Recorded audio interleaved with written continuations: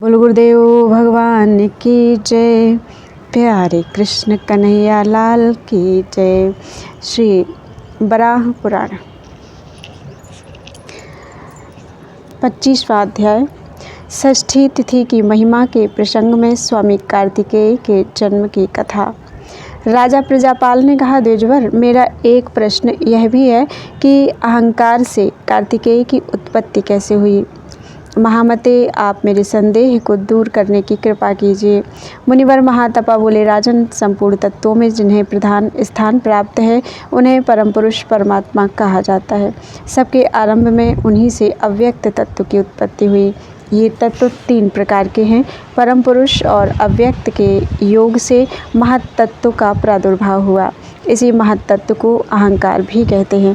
इनमें जो पुंस तत्व है वह भगवान विष्णु अथवा शिव नाम से प्रसिद्ध है। अव्यक्त प्रकृति भगवती उमा देवी या कमल नयना लक्ष्मी हैं। उन्हें भगवान शंकर और उमा के संयोग से अहंकार की उत्पत्ति हुई। उन्हीं भगवान शंकर और उमा के संयोग से अहंकार की उत्पत्ति हुई। वे ही सेनापति कार्तिकेय हैं। महामते, राजन, मैं अब उन कार्तिकेय की उत्पत्ति का प्रसंग कहता हूँ, तुम उसे सुनो। सर्वप्रथम एकमात्र भगवान नारायण ही विराजमान थे। फिर उनसे ब्रह्मा जी की उत्पत्ति हुई। तत्पश्चात स्वयंभुव मनु तथा मरीचि और सूर्य आदि प्रकट हुए। फिर इन देवताओं, दानवों, गंधर्वों, मनुष्यों, पशुओं और पक्षियों की सृष्टि हुई। यही संपूर्ण प्राणियों की सृष्टि कही गई है। सृष्टि का विस्तार हो जाने पर देवताओं और दानवों में एक दूसरे को परास्त करने की इच्छा से सदा युद्ध होने लगा, क्योंकि उन दोनों दलों में अपार बल था और उनमें सदा बैर की भावना बनी रहती थी। दैत्यों के सेनाध्यक्ष बड़े बलवान थे, जिन्हें युद्ध में कोई हरा नहीं सकता था। उनके नाम इस प्रकार हैं: हिरण्यकशिपु, हिरण्याक्ष, महासुर, विप्रचित्ति, विचित्र, भीमाक्ष और क्रौंच। इन सभी वीरों के बल की सीमा नहीं थी। उस घोर संग्राम के अवसर पर देवसेना में उपस्थित देवता दानवों के तीक्ष्ण बाणों से प्रतिदिन हार रहे थे। उनकी पराजय देखकर बृहस्पति जी ने कहा, देवताओं, तुम्हारी सेना में कोई सेनाध्यक्ष नहीं है। केवल एक इंद्र से सेना की रक्षा हो सके, यह नितांत असंभव है। अतः तुम लोग अपने लिए किसी सेनाध्यक्ष का अन्वेषण करो। अब इसमें देर करना ठीक नहीं है। बृहस्पति जी के ऐसा कहने पर देवता ब्रह्मा जी के पास गए। उन्होंने व्याकुल होकर उनसे कहा, भगवान, आप हमें कोई सेनाध्यक्ष देने की कृपा करें। इस पर ब्रह्मा जी ने ध्यान लगाकर देखा, इन देवताओं के लिए मुझे क्या करना चाहिए। इतने में उनका ध्यान भगवान शंकर की ओर गया और फिर सभी देवता, गंधर्व, ऋषि, सिद्ध एवं चारण ब्रह्मा जी को आगे करके कैलाश पर्वत को चले। वहाँ पशुपति भगवान शंकर का दर्शन कर अनेक प्रकार के स्तोत्रों द्वारा सभी ने उनकी स्तुति आरंभ कर दी। देवता बोले, महेश्वर, हम समस्त देवता आपकी शरण में आए हैं। भूत भावन आप त्रिनेत्र भगवान शंकर उमापति, विश्वपति, मरुत्पति और जगतपति नाम से विख्यात हैं। आपको हमारा नमस्कार है। प्रभु, आप हमारी रक्षा करें। भगवान, आपके जटापुंज के अग्रभाग पर बैठे हुए चंद्रमा की किरणों के प्रकाश से तीनों जगत स्वच्छ हो रहे हैं। आप ही अच्युत, त्रिशूल पाणि और पुरुषोत्तम कहलाते हैं। दैत्यों द्वारा उत्पन्न भय हमारे ऊपर आ गया है। आप उससे हमारी रक्षा करने की कृपा कीजिए। श्रेष्ठ देवताओं में भी परम श्रेष्ठ प्रभु, आदिदेव पुरुषोत्तम, हर, भव, महेश, त्रिपुरांतक, विभु, भगदेवता के नेत्र हरने वाले, दैत्य रिपु, पुरातन और वृषभ ध्वज, इस प्रकार आपके अनंत नाम हैं। भगवान, हमारी रक्षा करें।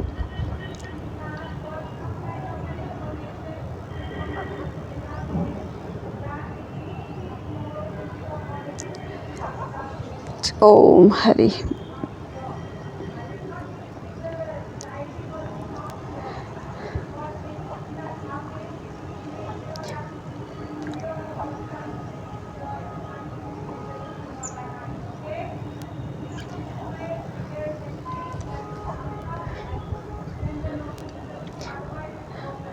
भगवान, आप कपाल की माला पहनते हैं।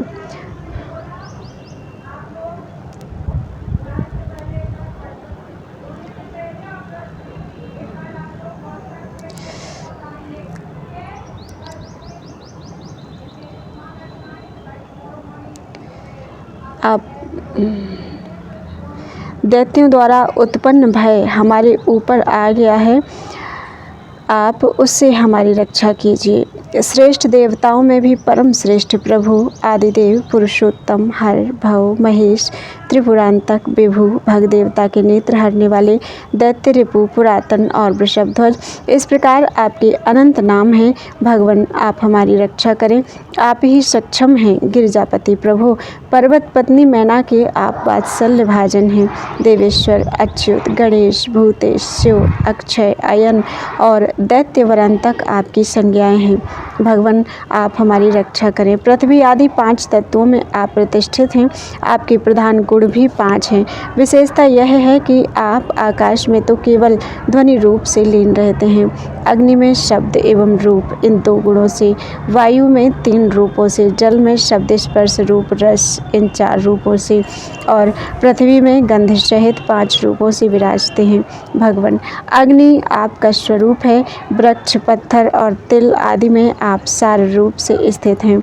भगवान आप महान शक्तिशाली पुरुष हैं। इस समय दैत्यों द्वारा हमें अत्यंत दुख भोगना पड़ रहा है, अतः आप हमारी रक्षा करें। त्रिलोचन जिस समय यह सारा विश्व सृष्टि शून्य था तथा ये सूर्य चंद्रमा इंद्र आदि भी नहीं थे, उस समय त्रिनेत्र सभी प्रमाणों से परे समस्त बाधाओं से वर्जित केवल आपकी ही सत्ता विराजित थी। भगवान आप कपाल की माला पहनते हैं, द्वितीया के चंद्रमा आपके मस्तक की शोभा बढ़ाते हैं। शमशान भूमि में आप निवास करते हैं, भस्म से आपकी अनुपम शोभा होती है। आप शेष नाग का यज्ञोपवीत पहनते हैं। देवेश्वर मृत्युंजय आप अपनी तीव्र बुद्धि के सहारे हमारी रक्षा करें। भगवान आप पुरुष हैं और ये श्री गिरजा अर्धदेह रूप में आपकी शक्ति हैं। आप में ही यह जगत स्थित है। आहवनीय आदि अग्नियों ने आपके तीनों नेत्रों में स्थान पाया है। समस्त सागर तथा पर्वतों से निकलकर समुद्र तक जाने वाली नदियाँ आपकी जटाएं हैं। आप विशुद्ध ज्ञान घन हैं, जिनकी दृष्टि दूषित है वे ही आपको भौतिक रूप में देखते हैं। जगत के उत्पत्तिकर्ता भगवान नारायण तथा 4 मुखों से शोभा पाने वाले ब्रह्मा भी आप ही हैं।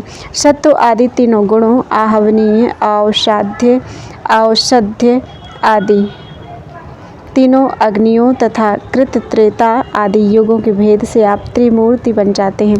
प्रभु ये प्रधान देवता आपकी सहायता चाहते हैं। ये आपको अपना तोषक एवं रक्षक कहते हैं, क्योंकि रुद्र विश्व का भरण पोषण करना आपका स्वभाव है। अतः भस्म को भूषण रूप में धारण करने वाले प्रभु आप हमारी रक्षा करें। मुनिवर महातपा कहते हैं, राजन देवताओं के इस प्रकार स्तुति करने पर पशुपति भगवान शंकर स्थिर होकर बोले, देवताओं आपको क्या कार्य है, शीघ्र बतलाएं। देवगण बोले, देवेश दानवों के वध के लिए आप हमें एक सेनापति प्रदान करने की कृपा कीजिए। ब्रह्मा जी की अध्यक्षता में रहने वाले हम सभी देवताओं का इस समय इसी में कल्याण है। भगवान रुद्र ने कहा, देवगण आप लोग स्वस्थ एवं निश्चिंत हो जाएं, अभी थोड़ी देर में मैं आप लोगों को सेनापति देता हूँ। राजन यूँ कहकर भगवान रुद्र ने देवताओं को जाने की आज्ञा दे दी और पुत्रोत्पत्ति के निमित्त अपने विग्रह में रहने वाली शक्ति को प्रेरित किया। उनके द्वारा शक्ति के क्षुब्ध होते ही एक कुमार प्रकट हो गया। उसकी प्रभा ऐसी थी मानो तपता हुआ सूर्य ही हो। वह अपनी जन्मजात शक्ति को इस प्रकार प्रकाशित कर रहा था मानो वह शक्ति ज्ञानमय बनकर एकमात्र उसी के पास पुंजीभूत हो गई। राजेंद्र उस कुमार की उत्पत्ति से संबंधित अनेक प्रकार की कथाएं हैं। बहुत से मनवंतरों तथा कल्पों में देवताओं के सेनापति होने के विविध प्रसंग हैं। भगवान शंकर के शरीर में अहंकार रूप से जिन देवताओं की प्रसिद्धि थी वे सभी देवता प्रयोजन बस देवसेना बनकर शोभा पाने लगे। उस कुमार के उत्पन्न हो जाने पर स्वयं ब्रह्मा जी देवताओं के साथ आए और उन देवाधिदेव भगवान शंकर की पूजा की। समस्त देवताओं ऋषियों सिद्धों और भगवान शंकर ने उस सेनापति होने वाले बालक को पाल पोस कर बड़ा किया। तब उस बालक ने देवताओं से कहा, आप लोग मुझे 2 सहायक तथा कुछ खिलौने दें। उस समय भगवान रुद्र ने उस बालक की बात सुनकर यह वचन कहा, पुत्र तुम्हें खेलने के लिए कुक्कुट तथा सेवा सहयोग के लिए शाख एवं विशाख नाम वाले 2 अनुचर देता हूँ। कुमार तुम भूत ग्रह एवं विनायकों के नेता बनो और देवताओं की सेना में सेनापति हो जाओ। राजन, भगवान शंकर के ऐसा कहने पर सभी देवगण प्रसन्न हो अभिलषित वाक्यों का उच्चारण करके सेनाध्यक्ष भगवान स्कंद की स्तुति करने लगे। देवगण बोले, प्रभु आप भगवान शंकर के सुपुत्र हैं, आप हमारी सेना की अध्यक्षता स्वीकार करने की कृपा करें। आप सन्मुख स्कंद, विश्वेश कुकुटध्वज, पावकी, शत्रुओं को कंपित करने वाले कुमारेश, बालग्रहानुग, शत्रुओं को परास्त करने वाले क्रौंच विध्वंसक, क्रौंच नामक पर्वत को जो आसाम में स्थित है विदीर्ण करने वाले कृतिकानंदन, शिवकुमार, भूतों तथा ग्रहों के स्वामी अग्निनंदन तथा भूत भावन भगवान शंकर की संतान हैं। त्रिलोचन, आपको हमारा नमस्कार है। राजन, देवताओं के इस प्रकार प्रार्थना करने पर रुद्र कुमार भगवान स्कंद की आकृति तेजी से बढ़ने लगी। फिर तो वे 12 आदित्यों के समान तेजस्वी एवं पराक्रमी हो गए और उनके तेज से तीनों लोकों में ताप छा गया। राजा प्रजापाल ने पूछा, गुरु, आपने स्कंद को कृतिका पुत्र कैसे कहा, अथवा वे कुमार पावकी और सन्मात्र नंदन क्यों कहे जाते हैं? इसका कारण मुझे बताने की कृपा करें। मुनिवर महातपा कहते हैं, राजन, मनवंतर के प्रारंभ में कार्तिकेय की जिस प्रकार उत्पत्ति हुई थी वह प्रसंग मैंने बताया है। देवता लोग तो भूत और भविष्य की बातें भी जानते हैं, अतएव उनके द्वारा इन गुणद्योतक नामों का उच्चारण हुआ है। अग्नि के पुत्र होने से इनका नाम पावकी हुआ। यद्यपि इनकी माता गौरी है, किंतु जन्म में कृतिकादि 6 माताओं ने इन्हें दुग्धपान कराकर पाला था, अतः ये कार्तिकेय कहलाए। महाराज, तुम्हारे प्रश्न का इस प्रकार समाधान हो गया। आत्मविद्या रूपी अमृत का यह विषय अत्यंत गुह्य है। भगवान शंकर के अहंकार का यह मूर्त रूप है। संपूर्ण पापों के प्रशमन करने वाले स्वयं भगवान शंकर ही स्कंद रूप में प्रकट हुए थे। पितामह ब्रह्मा जी ने इनके अभिषेक के समय इन्हें षष्ठी तिथि प्रदान की थी। अतः जो व्यक्ति इस षष्ठी तिथि में संयम पूर्वक केवल फल के आहार पर रहकर इनकी पूजा करता है, उसे यदि पुत्र न हो तो पुत्र की प्राप्ति, अथवा निर्धन हो तो धन की प्राप्ति हो जाती है। इतना ही नहीं, मनुष्य मन से भी जिन जिन वस्तुओं की इच्छा करेगा वह उसे सुलभ हो जाएगी। जो पुरुष स्वामी कार्तिकेय के उपर्युक्त गुण नाम पूर्ण स्तोत्र का पाठ करता है, उसके घर में बच्चों का सदा कल्याण होता है और वे निरोग रहते हैं। बोलो वृंदावन बिहारी लाल की जय। सप्तमी तिथि की महिमा के प्रसंग में आदित्यों की उत्पत्ति। अध्याय 26। राजा प्रजापाल ने पूछा, ब्राह्मण श्रेष्ठ, दिव्य ज्योति पुंज का शरीर धारण बड़े आश्चर्य की बात है। कृपया मुझ शरणागत की इस शंका का आप निराकरण करें। मुनिवर महातपा जी कहने लगे, राजन, विज्ञानात्मा सनातन ज्ञान शक्ति को जब किसी दूसरी शक्ति की अपेक्षा हुई तो उसके शरीर से एक प्रकाशमान तेज निकल पड़ा जो सूर्य कहलाया। यह उन महान पुरुष का ही एक दूसरा रूप है। फिर उस मूर्ति में संपूर्ण तेज स्थान पा गए। तब उससे तीनों लोकों में प्रकाश फैल गया। उस तेज में अखिल महर्षियों सहित संपूर्ण देवता और सिद्ध अधिष्ठित हैं, इसलिए उन प्रभु को स्वयंभू कहा जाता है। उन्हीं से सूर्य का प्राकट्य हुआ। वे ही स्वयं सूर्य रूप से लक्षित हैं। उस विग्रह में तुरंत तेजों का समावेश हो गया, अतः वे परम तेजस्वी शरीर वाले बन गए। वेदवादी मुनिगण इसी तेज को सूर्य आदि नामों से व्यवहृत करते हैं। जब वे आकाश में ऊपर उठकर सभी लोगों को प्रकाशित करने लगे, तब उनका अवगुण नाम भास्कर पड़ गया। इसी प्रकार चारों ओर प्रकाश फैलाने के कारण इनकी प्रभाकर नाम से प्रसिद्धि हुई। दिवा और दिवस, ये दोनों शब्द एक ही अर्थ के बोधक हैं। इनके द्वारा दिवस का निर्माण हुआ, अतः ये दिवाकर कहलाए। संपूर्ण संसार के आदि में ये विराजते थे, अतः इन्हें आदित्य भी कहते हैं। फिर इन्हीं भगवान सूर्य के तेज से भिन्न भिन्न 12 आदित्य उत्पन्न हुए। वैसे प्रधानतया एक ही रूप में ये जगत में घूमते रहते हैं। जब इनके शरीर में स्थान पाए हुए देवताओं ने देखा कि ये ही परब्रह्म परमेश्वर जगत में व्याप्त होकर तेज फैला रहे हैं, तब वे श्री विग्रह से बाहर निकल आए और भगवान की इस प्रकार स्तुति करने लगे।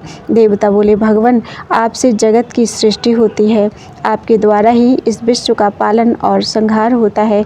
आप आकाश में ऊंचे जाकर निरंतर विश्व में चक्कर लगाते हैं। ऐसे प्रभु की हम सदा उपासना करते हैं। जगत की रचना हो जाने पर प्रतापी सूर्य का रूप धारण कर आप सर्वत्र तेज भर देते हैं।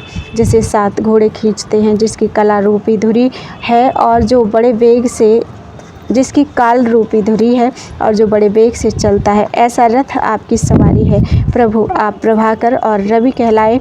चर और अचर संपूर्ण संसार की आत्मा आप ही हैं। सिद्ध पुरुष कहते हैं कि ब्रह्मा, वरुण, यम, भूत और भविष्य सब कुछ आप ही हैं। भगवान वेद आपकी मूर्ति हैं। अंधकार दूर करना आपका स्वभाव है। आप वेदांत आदि शास्त्रों की सहायता से ही जाने जाते हैं। यज्ञों में विष्णु के रूप से आपके ही निमित्त हवन होता है। हम सभी देवता आपकी शरण में आए हैं। आप प्रसन्न होकर सदा हमारी रक्षा करें। देवेश्वर, अब हम लोगों के द्वारा भक्तिपूर्वक की हुई आपकी स्तुति संपन्न हो गई। प्रभु, विशेष आग्रह है कि आप हमारी रक्षा का प्रबंध करें।